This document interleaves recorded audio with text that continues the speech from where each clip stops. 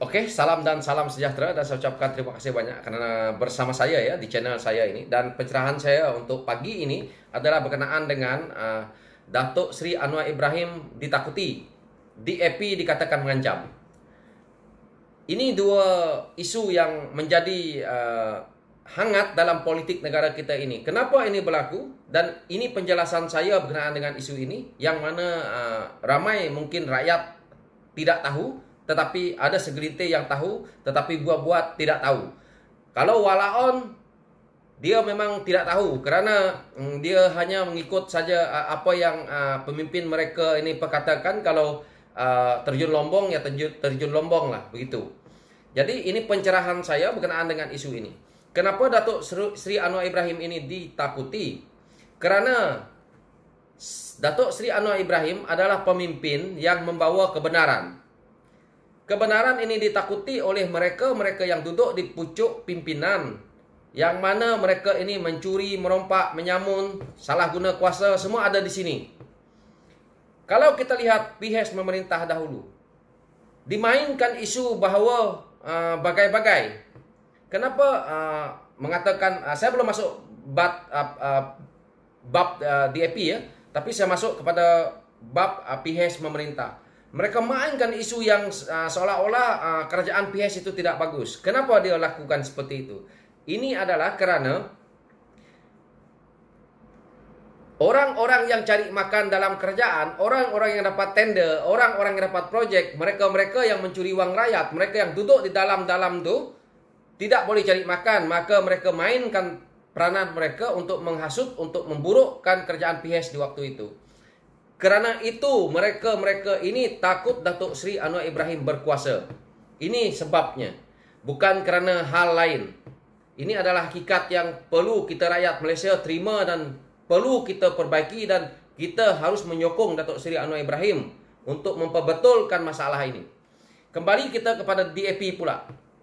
Okey? DAP ini ditakuti adalah kalau kita lihat cara orang-orang Cina berniaga, mereka takuti kerana cara Cina berniaga, walaupun adik dia, walaupun sepapat dia, kalau dia melakukan sesuatu yang tidak betul, mereka akan tendang keluar. Begitu juga projek ataupun tender-tender, kalau mereka rasa orang ini tidak layak, maka orang ini pun tidak boleh ambil.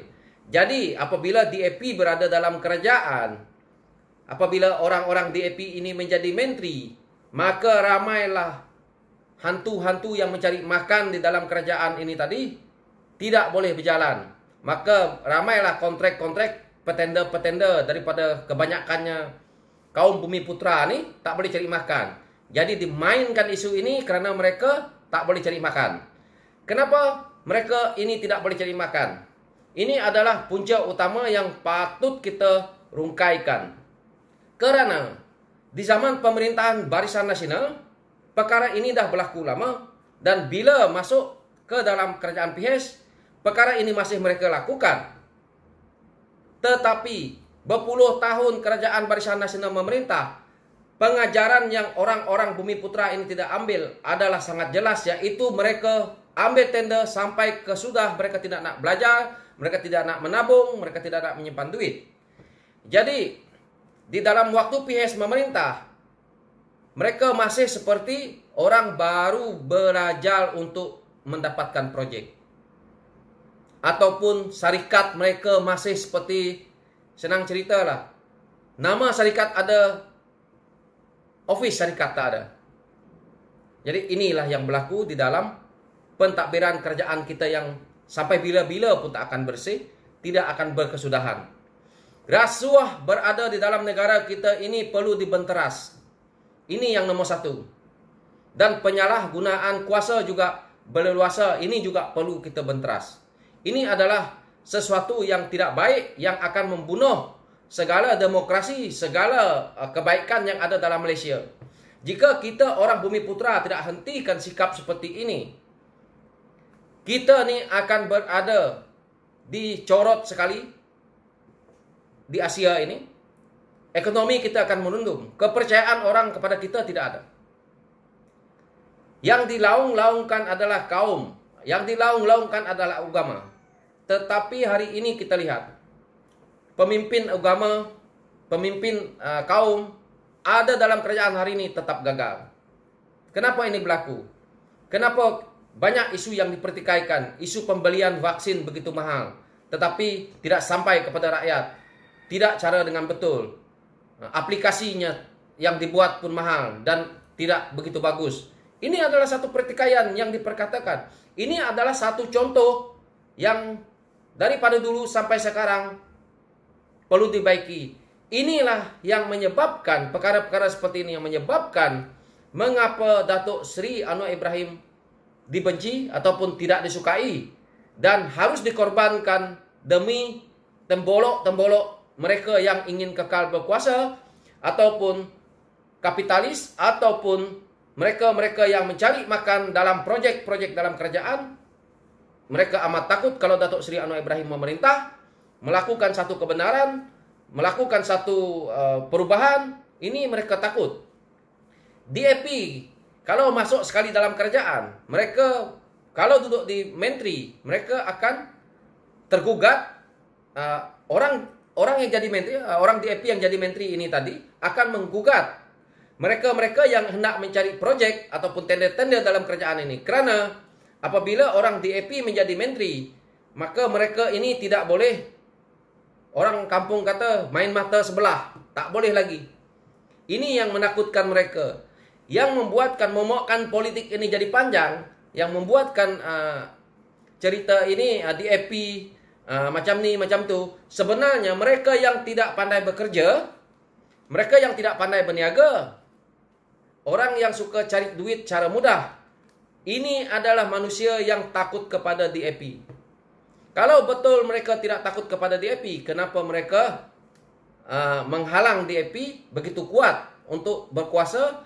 Yang mereka jual DAP itu seolah-olah komunis, seolah-olah DAP itu hanya kaum Cina.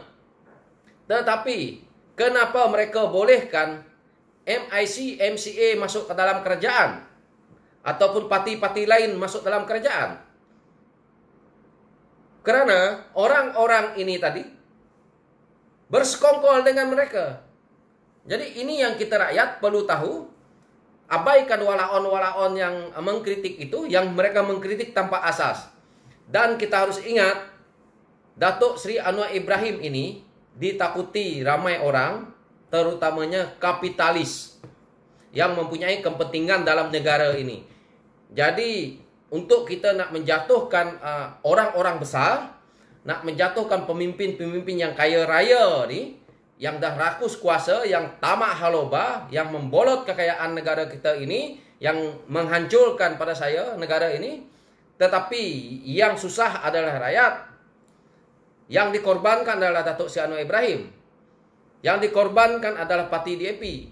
So kita rakyat fikir-fikirkan, siapa yang kita harus sokong? Adakah kita nak menyokong orang yang terlibat dengan kapitalis, ataupun kita nak menyokong pemimpin kita yang bersih, ataupun parti yang bersih? Ini harus kita fikir sebagai rakyat. Jangan kita mengorbankan negara kita ini untuk kepentingan puak-puak lanun yang mencuri, merompak, yang salah guna kuasa dalam negara kita ini. So ini pencerahan saya kepada kita semua supaya kita faham di situ. Walaupun tidak begitu detail, tetapi secara kasarnya, secara realitinya, inilah yang berlaku di negara kita ini.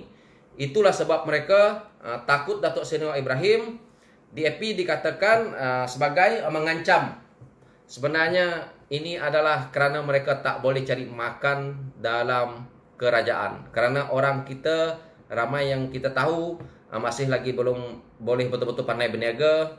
Dan mereka mencari keuntungan dalam kerajaan.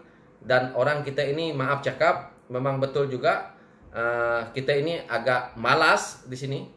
Ini hakikat yang perlu kita terima. Kita lebih suka pakai yang macam aku pakai ini, lepas tu duduk, lepas tu duit masuk. Ini adalah sifat orang kita yang saya lihat sendiri. Kita tidak mengeluarkan satu idea yang baik untuk kebaikan bersama. So sekian daripada saya dan saya harap video ini manfaat. Thank you.